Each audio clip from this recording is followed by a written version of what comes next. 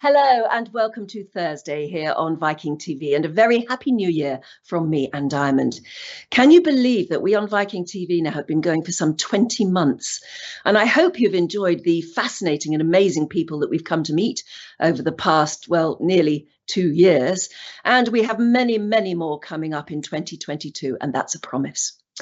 Today, let me introduce you to someone who's making our world a better place. He's a young Brit who has been to some of the furthest and little-known places on the planet to study wildlife and improve environments, from some of the most beautiful, tropical-looking islands that were formerly British overseas territories to other islands deep within the Antarctic Ocean. Remote, but places where humans have already left their mark, sometimes in ways that have threatened local species and proved destructive. But he's proving, with others, that the damage doesn't have to be forever. He now works to conserve those threatened species and return life to how it once was. For that and other projects, he's been named by the Explorers Club as one of the 50 people changing the world. That's quite something, isn't it? One of his most recent projects has been to study and evaluate the impact of expedition cruises based on fieldwork in the Arctic, and his findings make some suggestions for how travellers can improve the positive impact of their travel. For that reason alone, he is already a friend of Viking Cruises and a speaker on board Viking's ocean fleet. So let's meet him now from his home in the United Kingdom, conservation biologist and National Geographic explorer, Joshua Powell. Hello there, Joshua. Hi, Anne. It's a pleasure to meet you. It's lovely to see you. And it's wonderful to actually say, you really are one of the people changing the world. That's so good to hear. And yet I think a lot of people will be astonished to see that you're only 28 and you've achieved still so much. How did it all start? I gather it started at school. Yes, yeah. I've been interested in the environment as long as I can remember, really. And there is so much we can do when we're so young. And for me, it started at school, like a lot of others, just trying to make small incremental changes to improve environmental sustainability and our impact locally on the planet. Like what? I mean, when you're just a schoolboy, what can you do? There was something about at school, you actually got them into recycling. Yes, yeah. That was some years ago now, but things like recycling, where you source products from the school. A lot of schools are really willing to engage on these issues with students. And I was very lucky. I had a very receptive school that wanted to improve its environmental impact in each of these areas. And it was a case of working with teachers or support staff to try and make that happen. But there are lots of other schools that are doing it all across the UK and indeed in other countries around the world. They are now. I think it makes people of my generation feel as though maybe we were just too complacent or ignorant. There is this ground surge now of young people wanting to do something. Yeah, it's been very encouraging. And obviously, in many ways, Greta Thunberg has been a kind of lightning rod for that, certainly on issues around climate. But it's not just climate, it's biodiversity as well. Each of the habits that we have such far-reaching impacts.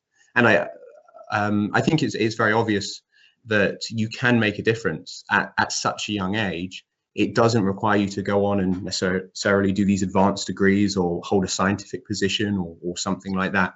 Lots of the changes really do start at home. And one of the main things that you've been concentrating so much on all your career is not just the natural world around us and understanding it, but actually understanding the impact that we humans have had on it. Yes, absolutely. And particularly the interaction, as you say, between humans and the natural world, because it's so important to biodiversity. That's the spread of all life across the planet, both in terms of its richness and how much of it there is. And for so many species, their conservation status, how threatened they are, is in a large part determined by their interaction with humans, whether that's through their use, their trade, threats to habitat, the impacts of anthropogenic climate change, which we all know about now. That's so important to this amazing diversity of life that we share the planet with, really. Is that what made you choose the particular universities you went to study at? You first of all, I think, did your undergraduate degree in Nottingham University in Britain, but then you went off to Pennsylvania. Did you choose universities that were doing something that attracted you? Well, I think choosing the University of Pennsylvania in particular was a practical choice. I received a scholarship. There's a number for students to go and do graduate study in the US. And so I received something called the Toron Award to do my master's and lived out in the US for 2 years. Wow. But what's really interesting is the difference. Oh, what's really interesting is the difference between the way the United States and Europe have tackled some of these big environmental challenges, and particularly as someone who's interested in large carnivores and their conservation. Obviously, the US is such a good example. I think lots of your viewers will be very familiar with Yellowstone National Park. Oh, yeah. And the amazing conservation success story there. So that was so good to get to learn about in the field, getting to see those places in person. Well, you've got to travel in your job, I suppose, travel to see and to experience and to study. Has the last year or so, 20 months now, been really frustrating for you? It's been so challenging for so many people. I think just done one round of field work in that time. So I'm currently doing a PhD here in the UK, but a lot of field work is in Northeast Asia. So we got to spend a few months in South Korea, working with Seoul National University there. But it's been very difficult, as it has been for everyone who works on overseas projects at this time. Difficult, though, if you're trying to do a PhD on something you actually can't travel to and get your teeth into, as it were, particularly large carnivores. Well, aren't you also, you're a member of or you're involved with the Tiger and Leopard Conservation Fund in Korea. Is that what you were going to go out and study there? Yes, so my PhD is on large carnivore conservation, particularly Amur tigers. Viewers might know them as Siberian tigers. It's this population of tigers that live up on the border between Russia, China, and the Korean Peninsula, which of course now is split into North and South Korea.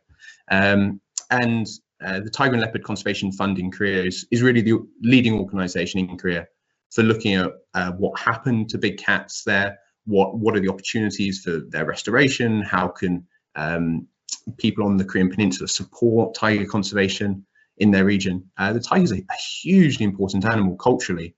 It's the national animal of South Korea, for example. Yeah, they're a fantastic organization and they've been excellent to work with.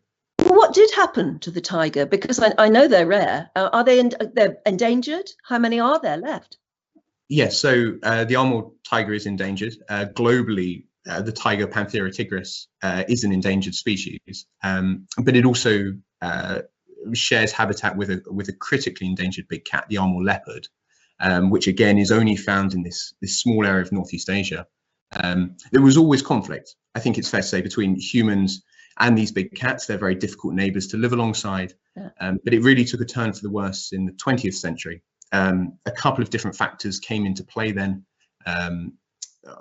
Korea opens up essentially to Western travellers, and there are accounts of early Western visitors being hired to kill big cats, and we've just released some work on that. But Japanese colonial occupation in the early 20th century really was transformative in that regard, and in quite a detrimental way for all of the large carnivore populations. And there was a very active policy to eradicate lots of them. So the last tigers in what is now South Korea, for example, went extinct in the 1920s. Crumbs.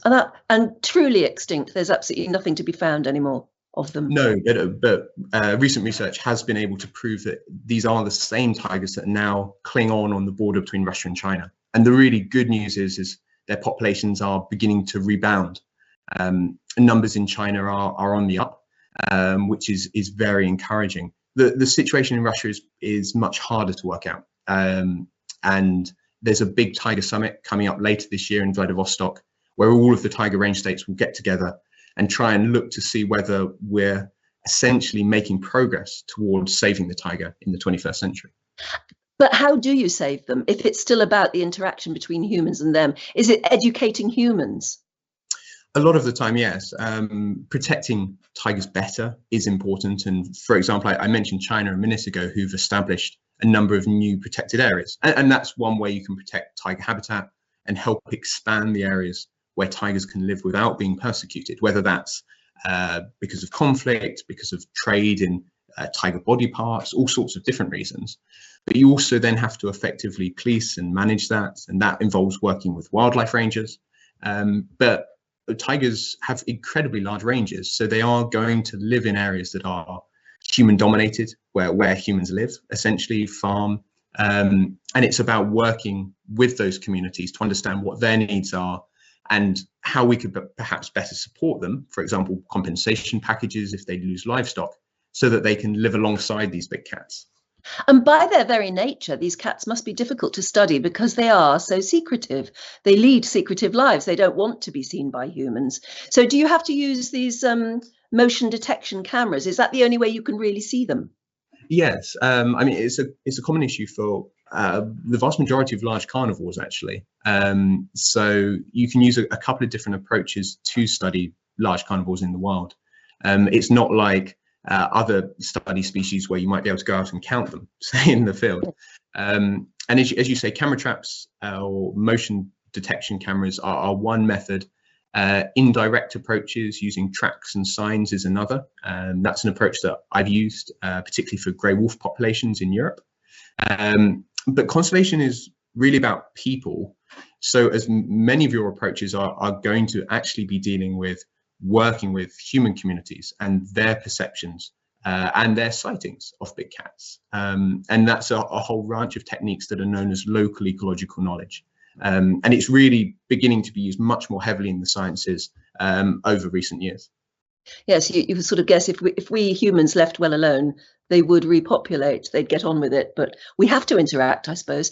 That's where your study of islands comes in as well. Tell me about islands, which have been a particular focus of your research. What makes islands so unique and interesting to a scientist such as you? Well, islands are disproportionately biodiverse. They contain vastly more of the world's biodiversity than they really should, based on the landmass that they occupy.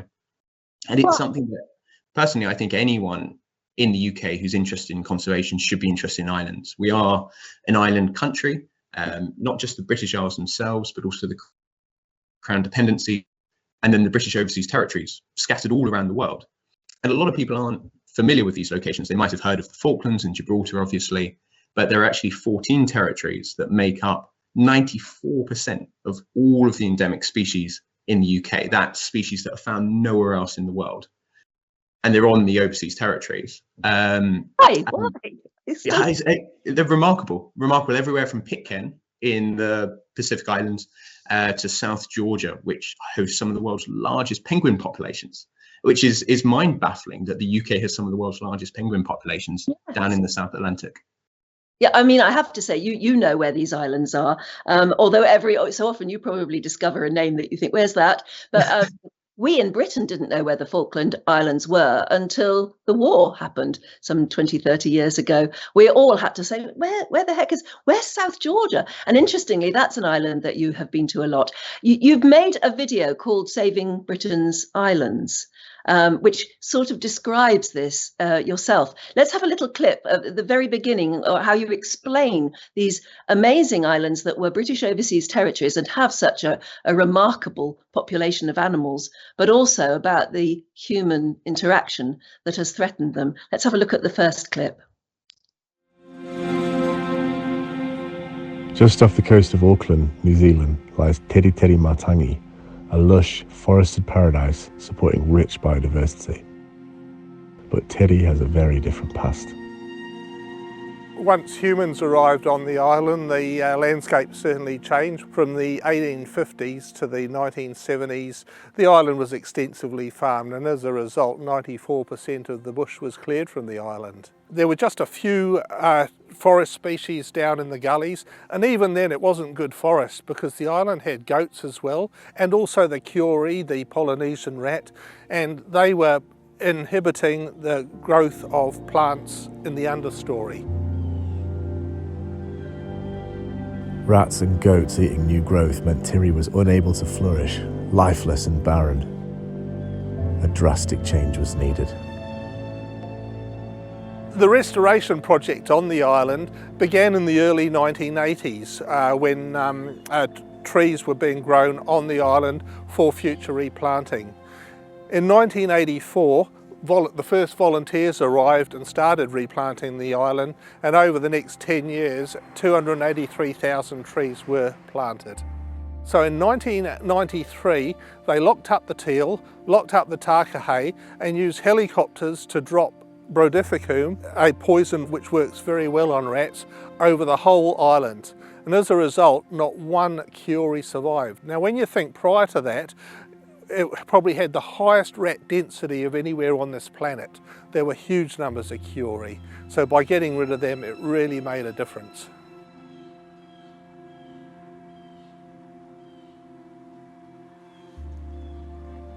Without the rats, Tirri could begin to regrow. With the help of volunteers, a community spirit flourished, as did the island's biodiversity. So Joshua, amazing, the rats that have caused such havoc.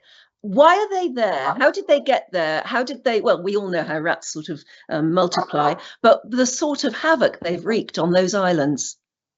Yes, well, South Georgia was originally a whaling, or it had a series of whaling stations, and there were ships going down to South Georgia quite regularly, both for whaling, also Antarctic expeditions would use South Georgia as a stop-off base, and each of those ships had rats, unfortunately, and as you say, they got on land and they multiplied from there. And the issue for South Georgia is there aren't any trees. So all of the amazing bird populations on the island are ground nesting, which means that they're really easy prey for the rats and mice, because there were mice as well. And it had a devastating impact on the local bird populations. And a particular bird population that is worth mentioning is the South Georgia pipit. So it's the world's most southerly breeding songbird.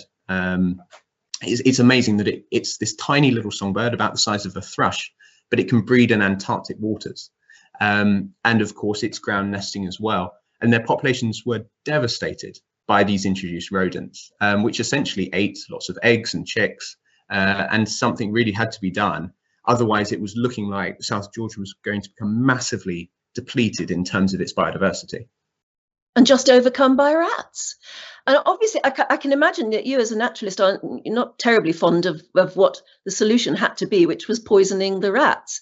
How do you weigh that up, in your own mind?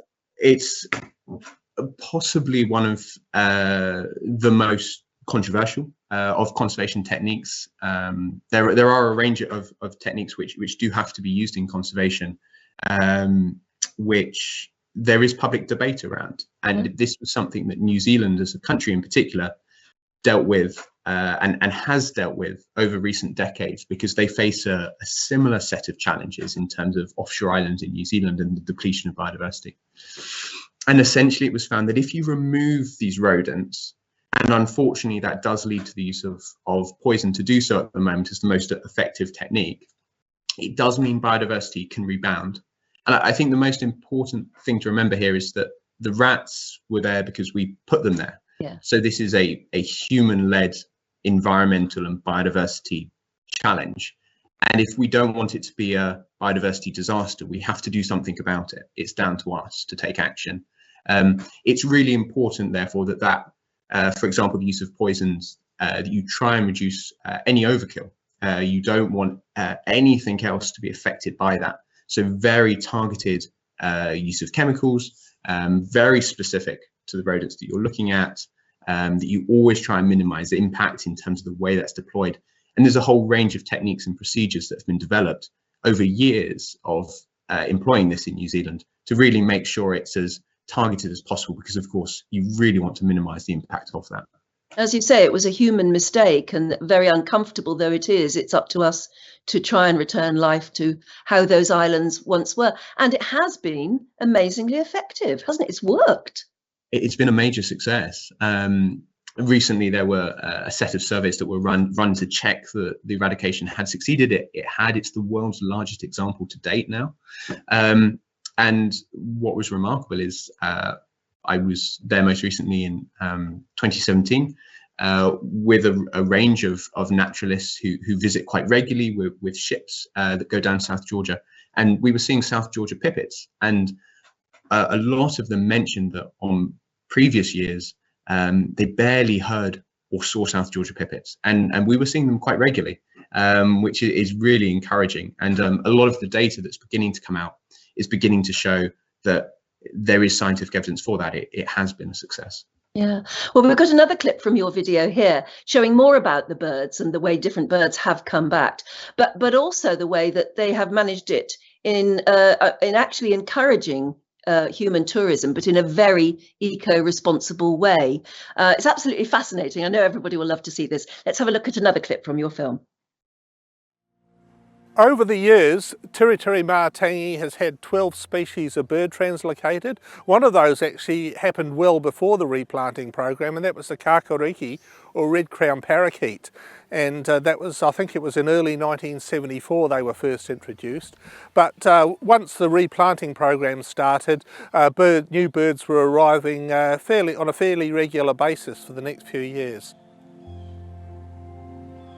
Tiri is now an open sanctuary. Species such as the tagahei have been brought back from near extinction and are now thriving on the island. Its success has encouraged ecotourism opportunities, which provides income whilst fostering a healthy public perspective towards island conservation in New Zealand. I think the most important thing that has happened is that by being successful, Tiritiri Mātangi has inspired so many other projects, particularly locally, but also worldwide. People are looking what's happened there and trying to replicate the same elsewhere.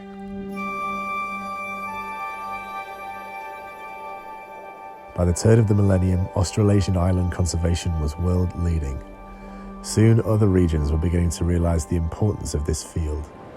The UK, with multiple offshore islands, being one of them. In your time making that film and doing your various studies, you must have come across some amazing humans as well. I mean, just a couple of those characters look absolutely fascinating, dedicated their lives to this project. There really are some remarkable individuals. Some of the names have become more well known. Don Merton was a leading conservationist who's now well known in New Zealand for really pioneering these techniques, particularly with the black robin on the Chatham Islands. But there are a lot of other unsung heroes out there who are doing some, as you say, amazing conservation work that they've dedicated their lives to, really.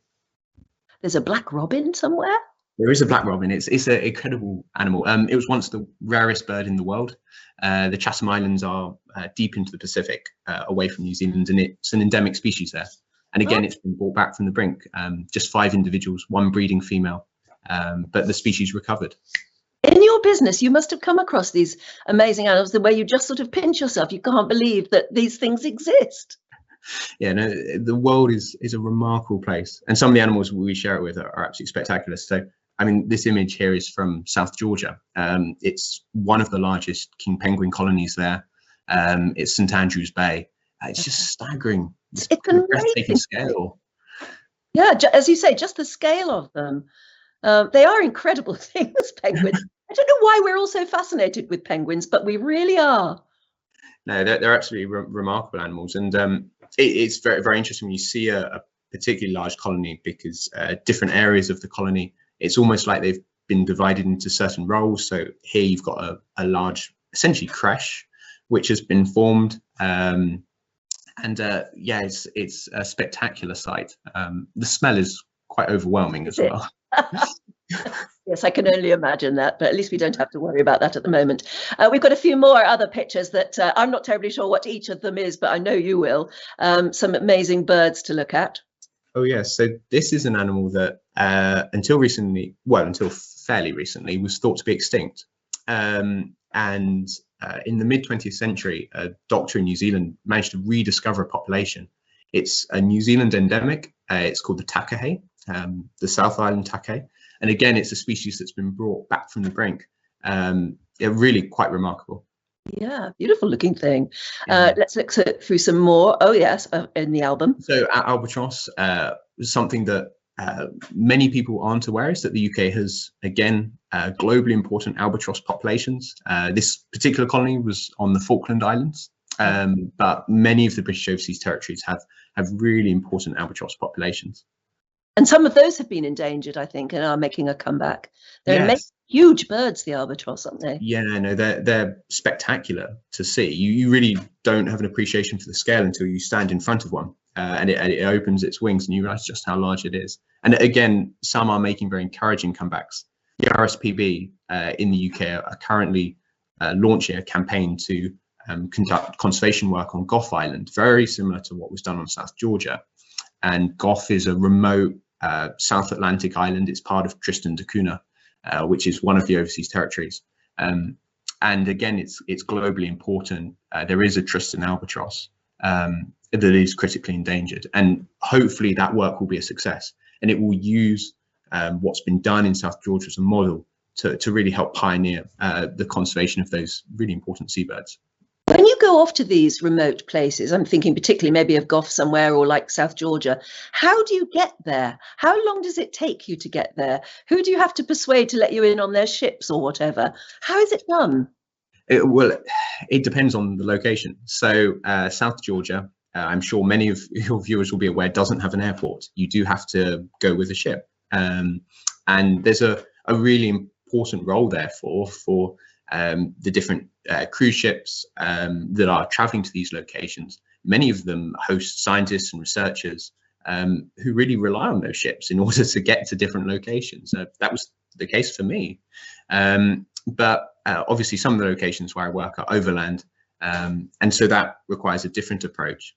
But where possible, I always try and avoid flying if I can. So that's led to some fairly extreme public transport journeys. So within Europe, for example, I think I've taken the train from London to Romania, London to Sweden. I had to speak at the Vatican, so went from London to Italy. And it's a really good experience, really trying to cut your carbon footprint in that regard, while still getting to see these places. You had to speak at the Vatican?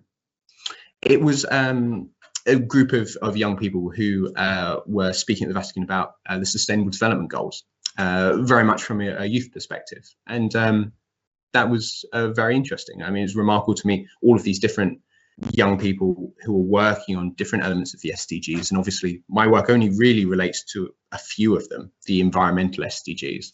But there were young leaders who are working on all sorts of different areas, everything from education, women's health, democracy, the environment, and it was a remarkable experience. Oh, honestly, hearing you speak just makes me think, thank goodness for your generation. Let's go back to South Georgia, another clip from your film, where we actually see the business of the helicopter pilots actually having to go out to some very precarious places to plant the poison for the rats. And just to see how incredible a place South Georgia is, not that many of us will get the privilege to go there, but nevertheless, it's good to know where it is now and what it's about. Let's have a look at this. South Georgia is an amazing place. Its location is why it's so special. It's 800 miles east-southeast of the Falkland Islands and can only be reached by boat, probably 4 days sailing away. People will get to either from the Falklands or South America normally.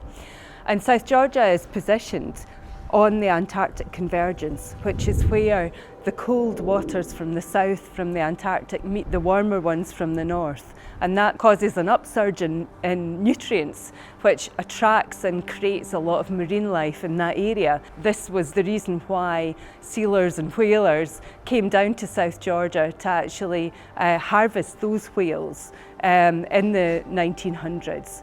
And they brought with them the rats and the mice that our project was seeking to eliminate.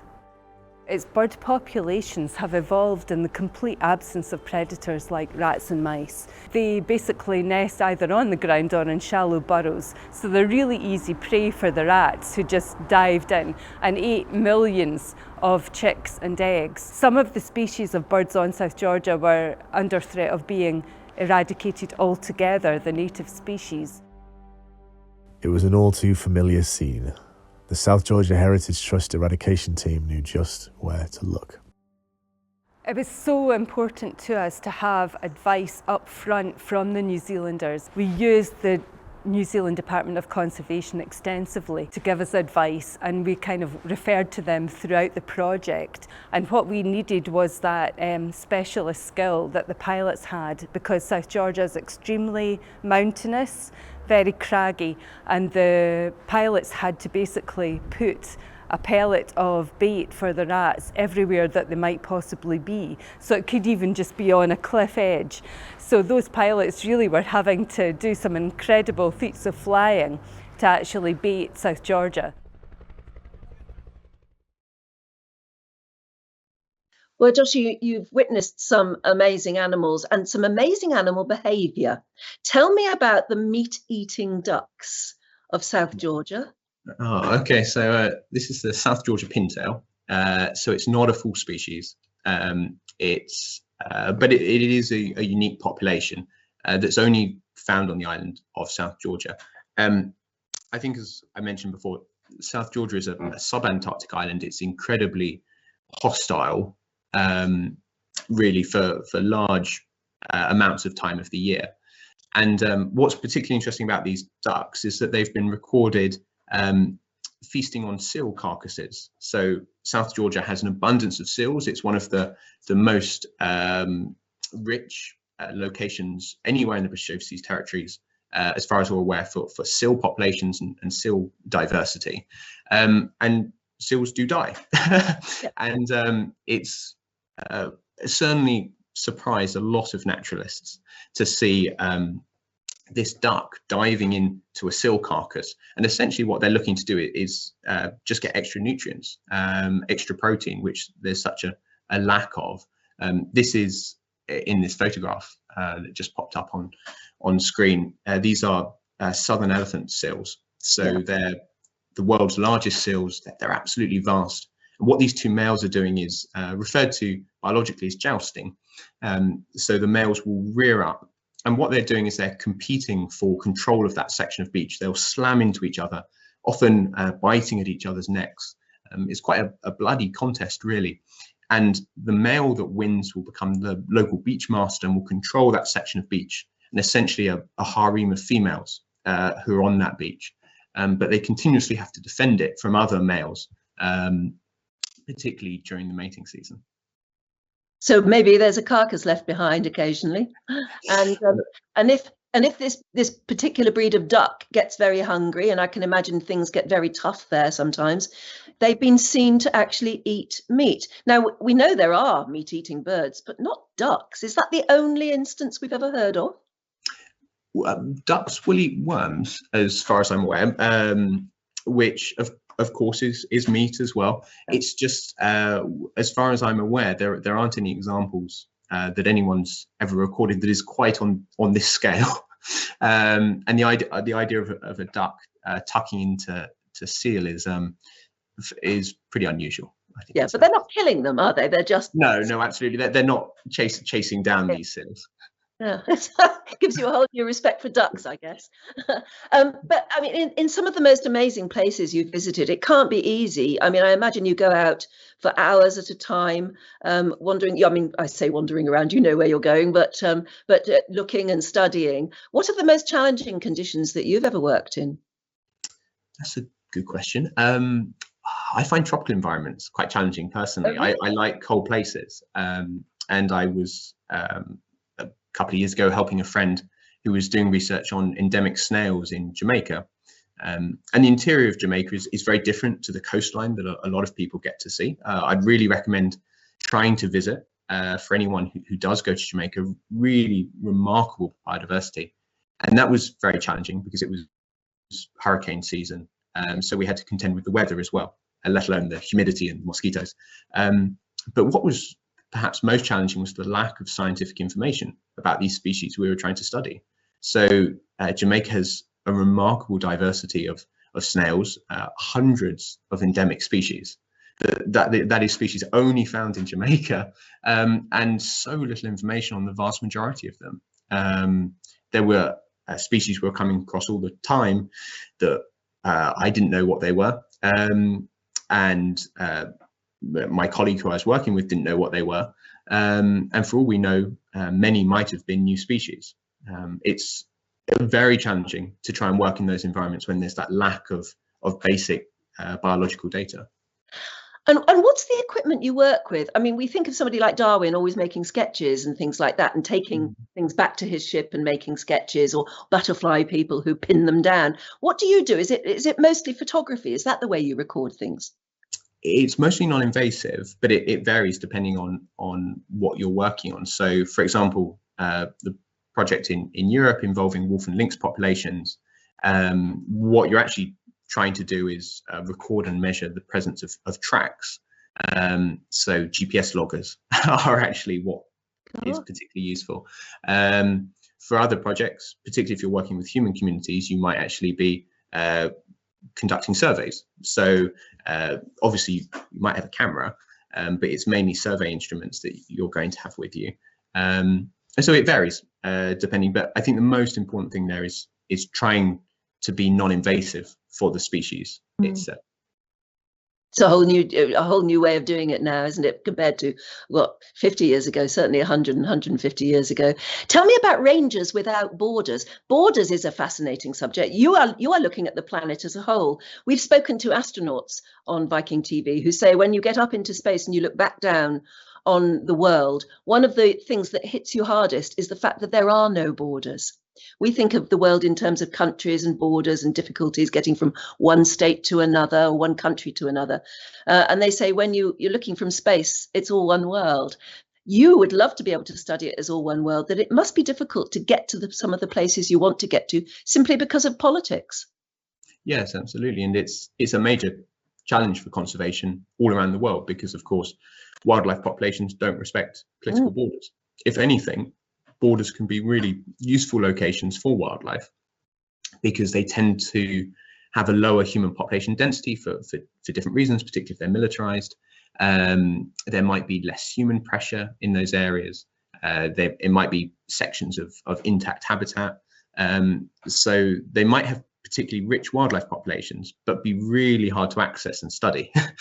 And that can be very challenging, and particularly if species are protected differently across different areas of the border. So they might receive protection on one side of the border, but not on the other. So borders throw up a whole range of challenges for conservation. And Rangers Without Borders is a small conservation initiative we've been running for a couple of years, and essentially it has two aims.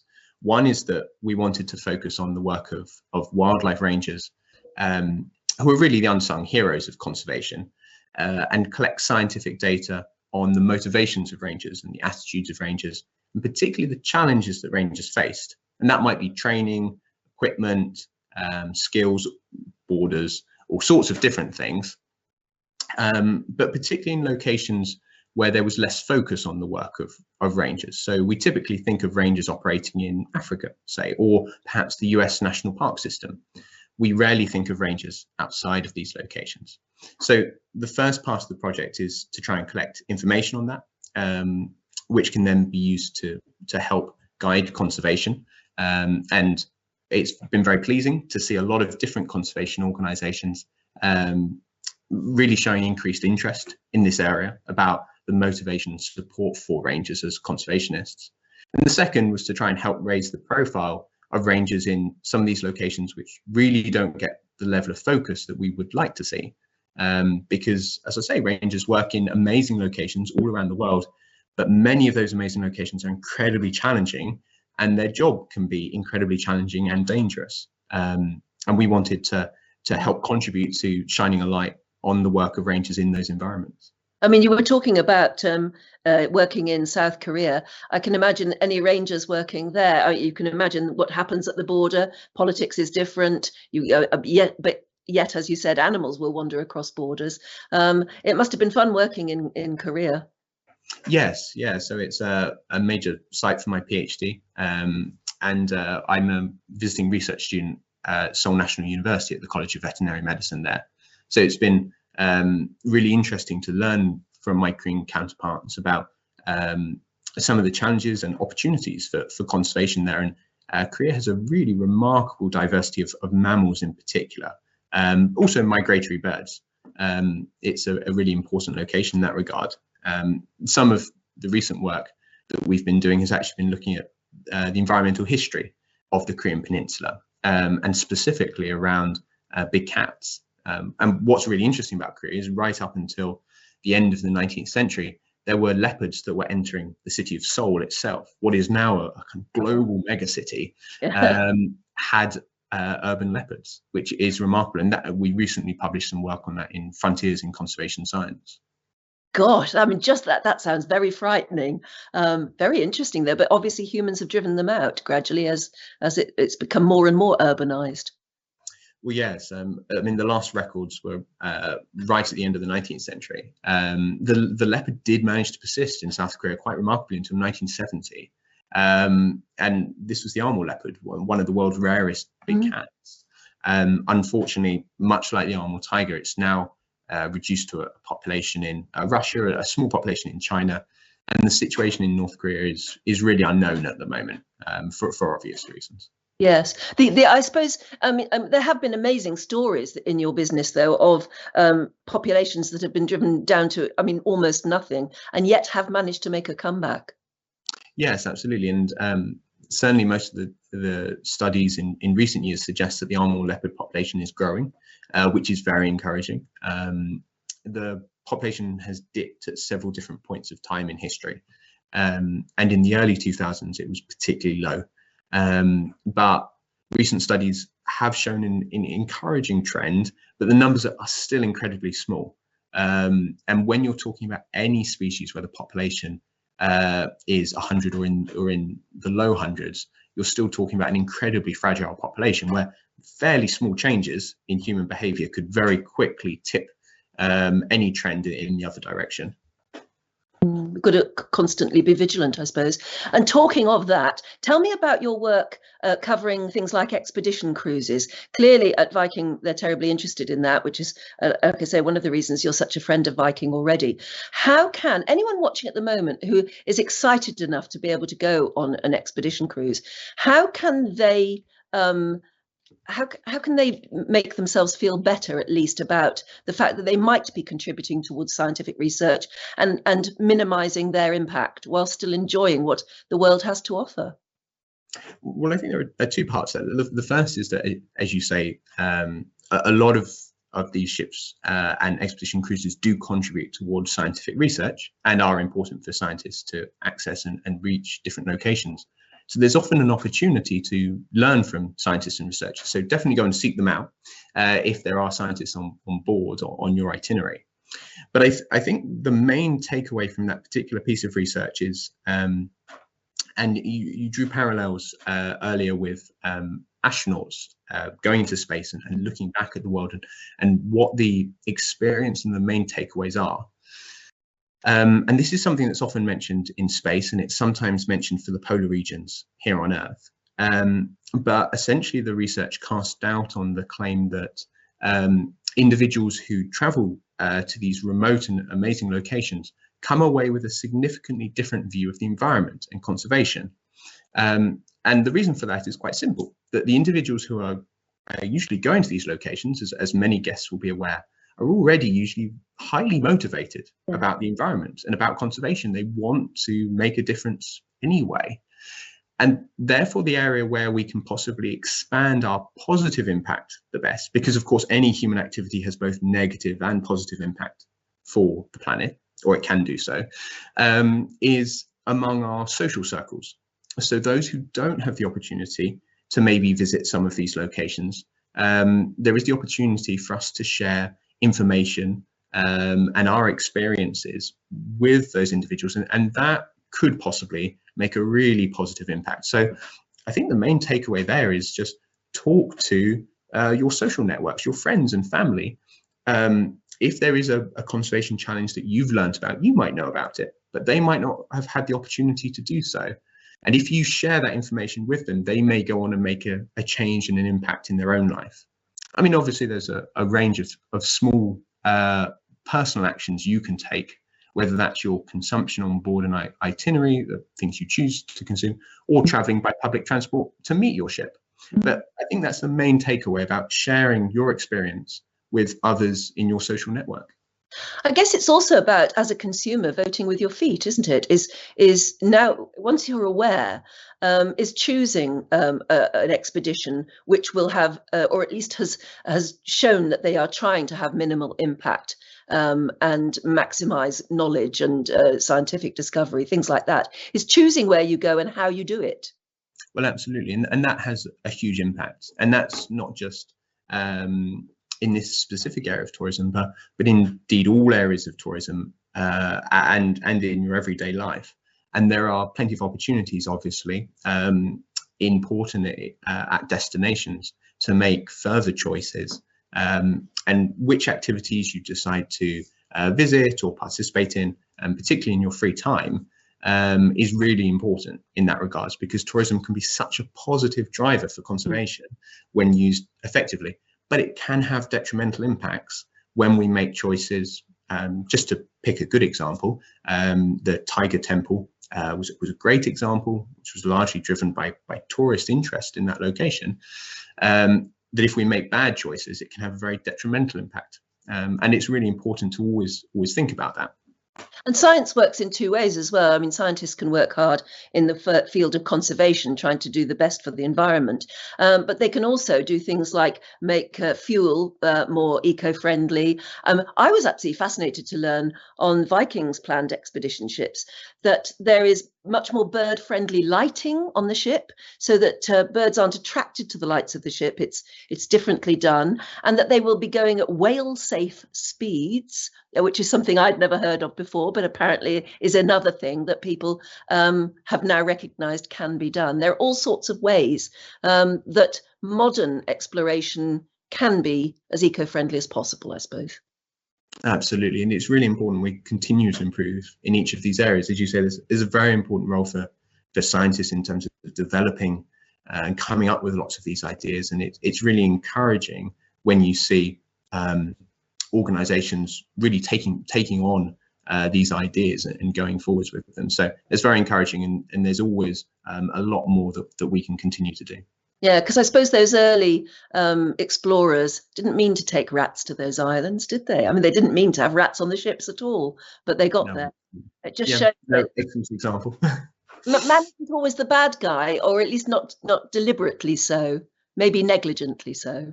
Yes, absolutely. And as long as we continue to learn and improve, that's really important, because then we can at least manage the impact that we can have. And we are doing better, but there's still so much more that needs to be done. And I think the scale of a lot of the trends in biodiversity suggests that we really do need to take fairly urgent action in lots of these different areas. That's interesting. You say fairly urgent. I mean, there are some environmentalists who say it's too late already. Do you believe that? It's a complicated question, because we don't actually know how many species there are. So we don't know how quickly we're losing biodiversity. The trend suggests that we will almost certainly continue to lose species, and that is, and species that we might not even know exist, which for me is a massive loss. It's been compared to burning the library before you've even read the books. But I believe if we do take urgent action now, we can save species. And I think the work on island conservation and a lot of work done by conservationists around the world show that this can be done. And what's really encouraging in that regard is restoration ecology, taking an area which is biodiversity depleted and boosting its biodiversity. So if we take urgent action now, species can be saved, and we can help avert what could end up being a mass extinction event, a real biodiversity crisis. But it does involve acting now, and it does involve needing to act quickly. So was it a thrill and an honour, or a bit of a burden and responsibility to be named one of the top 50 people changing the world? Well, both a big honour and obviously a lot of responsibility as well. Yeah. What about you? I mean, do you ever, the obvious thing is to ask you, where's your favourite place in the world? But, you know, do you ever go anywhere just to relax and go on holiday? Do you ever just go to a beach or something like that? Occasionally. Obviously, something that I try and do is for travel for work. I'll try and combine that with having a break for a holiday. One of my favorite places in the world is the Canadian Rockies, and so working in North America, it's in order to further cut your carbon footprint of making the travel out there specifically, I would combine that with an opportunity to visit, for me, what's one of the most special places in the world. And what's your favorite animal? That's a silly question to ask somebody like you, I know, but go on. Everybody's going to want me to ask you. Remarkably, everyone asks it. It's not the tiger. It's actually the grey wolf, Canis lupus. But I'm interested in almost all animals, but particularly large carnivores. That's really my area of scientific interest. They're blinking great things. I've met a grey wolf. There's a conservation project very, very near where I live in Berkshire in England, Berkshire, funnily enough, which has grey wolves, and they are enormous creatures, and they're being reintroduced in certain parts of Europe, aren't they? Absolutely, yes. The UK Wolf Conservation Trust is involved in funding lots of great wolf conservation projects around the world. They're big supporters of the Ethiopian wolf conservation program, which is this incredibly rare wolf population only found in Ethiopia. But yes, grey wolves are on the comeback across lots of Europe. But they're very large, smelly animals. I mean, I just wonder why you love them so much. Well, they're remarkable, really, that all throughout human history, our history is, or human history is one of close interaction with large carnivores. Both as kind of icons of reverence, but also as sources of extreme fear. And it's this juxtaposition between the two of an animal that is very difficult to live alongside. It's an animal that is inherently threatening, or at least a lot of people find them threatening, and sometimes can even lead to loss of human life or livelihoods. And so if you can work out how to conserve large carnivores, these incredibly difficult animals to live alongside, then also need these huge range requirements, then I think there's a lot of hope for conservation worldwide if we can manage to live alongside these remarkable animals. Would you fancy becoming the next Attenborough, actually doing much more broadcasting, going all over the world and filming as you go? Because clearly you do enjoy making the film. Well, I think if you ask most conservationists, I think they would be lying if they said that Attenborough didn't have some impact on them in their choices as to why they got into conservation. He's made a remarkable impact for so many people in exposing them to the natural world. He really does some remarkable work, and I've certainly personally really enjoyed all of the film work that I've been involved in. But I think we all look up to him as someone who's made such a difference. Absolutely, and doing it in a way, it's interesting. He started his career at London Zoo, and has very much spread the word out by taking film cameras out into the world instead of bringing animals back into zoos. It's just sort of been a completely different way of looking at the world. And yet, as you said, I mean, ordinary people who would never travel have at least been able to sit back in their armchairs and admire the natural world through his films. It's really revolutionized our way of looking at and seeing the natural world. And it's something you do see visiting and working in countries where natural history programming isn't as large part of the culture as it is in the UK and many other countries. And it has a real impact on how we view the natural world. It's incredibly important. I learn stuff all the time about species I didn't know existed or knew very little about, at least, through some excellent programming that's produced here in the UK and in the US and around the world. It's really very important. Yeah, it's interesting, isn't it, what first triggers your whole interest in it? I've always wanted to go to Yellowstone National Park because it was one of the very first films I ever saw as a kid, and just thought, what a wonderful place. You've been there, I presume. Yes, yeah, I produced a small film there.